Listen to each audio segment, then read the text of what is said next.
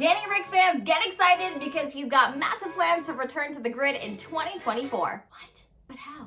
However, he did say he would only come back if certain circumstances were met and that Red Bull is his #1 choice. So, how likely is it that Daniel Ricciardo would race for Red Bull again next year?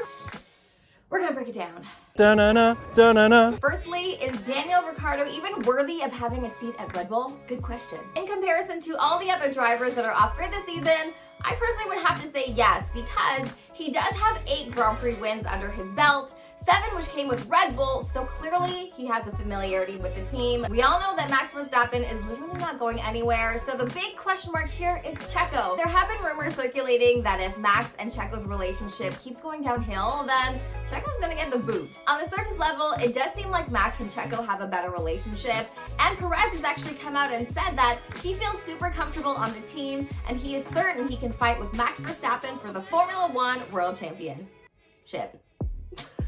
I can't help but wonder how much lip service is the team giving to Checo, because it seems pretty clear that Max is still their #1 driver. Case in point in Jeddah, when Max swooped in and snagged that fastest lap point from Perez, who was told to maintain pace up in the front. So if things like this keep happening, I can't help but wonder if Perez is really going to question his place at Red Bull. And on top of that, if he were to get a #1 driver's seat in another team, would that be enticing?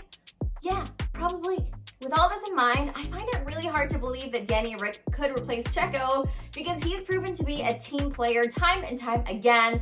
Plus, he doesn't really seem to be getting pressure from the team to improve performance. I mean, the guy can get race wins, plus he racks up amazing points for the team. Another big question is, would Daniel make a good teammate for Max?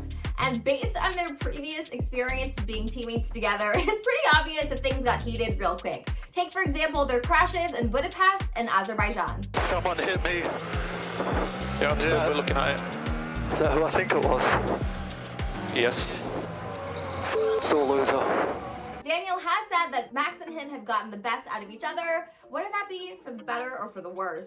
And the thing is, you can tell that their personal relationship really developed after Daniel left for Renault, so maybe a second time around means better luck and better performance. And it is so obvious that when these two drove for Red Bull together, they really challenged each other, and I don't know if that same level of challenge is there from Perez, because he is such a good team player. So if Danny Ric joins the team, maybe Max Verstappen can pull out some even better performances. Although I don't know how he would get better. Back in 2018, when Christian Horner was talking about Daniel and Max as a team, he said, "It's probably the best one I've ever had in my career in terms of dynamics between the two of them. It's been a very good rapport, and they both pushed each other to new levels." Although this scenario seems highly unlikely, would I like to see Max and Daniel together racing for Red Bull? Let me think about that. Yes. Yes, I would. It kind of does seem like there's a if it ain't broke, don't fix it situation going on at Red Bull. If Danny's just kind of floating around, where else could he fit in the grid next year? The answer is probably nowhere. But let's give you a couple of options to choose from.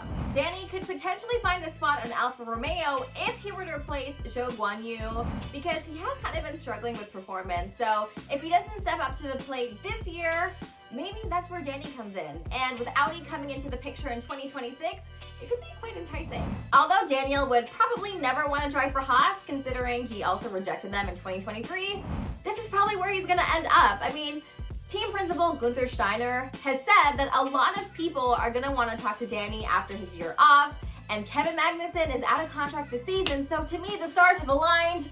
This is where he's gonna be. If they really want him, they're gonna have to extract some awesome performances this season, and also offer him at least $10 million. If we learned anything from Drive to Survive this season, it is that Daniel Ricciardo is very expensive. Look, keep in mind these are all very hypothetical situations, so let us know in the comment section below where you think Danny Ric is gonna end up next year. And also, if you have proposed amendments to our options, we want to hear from you. And together we can spark change in the F1 world to bring Danny back. I don't know if that's where I wanted to go with this, but hey, that's how it ended. Okay, bye.